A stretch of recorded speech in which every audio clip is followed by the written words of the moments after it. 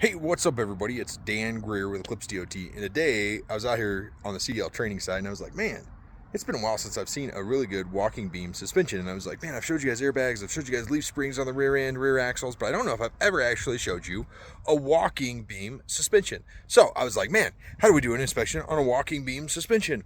Now, if you're doing the new modernized testing, you actually don't have to inspect the rear axle, so you don't have to worry about it that much. Now, but if you're doing legacy testing, or if you got a state that's still making you inspect that stuff because they're like crazy and whatever, then you got to inspect it. So I thought, man, let's show you guys how to do it.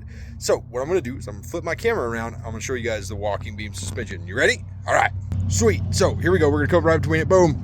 Okay, so there's a few things you want to notice. Oh man, let me see. Boom. Get it a little bigger. Okay, so see that bad boy right there, that long guy? That's a shock.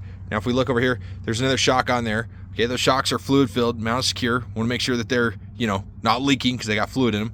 This guy right here, I had somebody one time, they're like, oh, that's an airbag. I'm like, no, you dummy. That's like solid rubber. That is not an airbag, okay? So all we're doing is make sure it's not worn out. It's not worn dangerously thin. It's in good condition. Like there's no air in it at all. It's literally just solid rubber that sits there, okay? This guy right here, boom, on the bottom.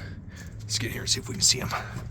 It goes way up there, and it goes way back there. And it's a beam. It's an I-beam, hence the reason why they call it walking beam suspension. It walks up and down. It's like, okay? Now, we want to make sure that that's not bent, broken, cracked. There's no non-factory welds on any of that stuff. Make sure it's in good operating condition. Now, the next thing we want to do is see these bottom things right here. Look at those guys right here. Okay, so those are called torsion bars.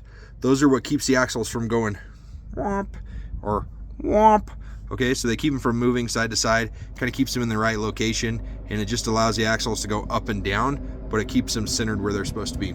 Now, there's a few more things to keep in mind here. We're gonna come in here and look at the inside of this. Okay, now when we come over here, that's actually how it connects. Now, those are like spring hangers. I know it's not really hanging, it's more like that walking beam is sitting on top of that axle and it's holding it down or whatever, but it's kind of wonky. The way they're designed, here's the back one, you can kind of see that they sit inside of that I-beam and they don't allow it to come up. So the walking beam cannot leave. If the axle drops too low, it could actually hang it up because it's going to hang on those hangers. Not like typical springs at all. Now, the other thing I keep in mind with like walking beam, you can kind of see behind it there, okay? There's some mounts back there that go back up to the frame that all bolts into this section. So we got to make sure that whole section there is bolted in. Nice. That's the walking beam suspension. It's really that simple. Don't overthink it. Don't get too complicated. There's a whole bunch of different types of walking beam suspensions, but this one is probably one of the most common that I see, especially in trucks that are like construction trucks and that kind of stuff. So hope you guys got a little something out of this. We'll chat with you later. Bye.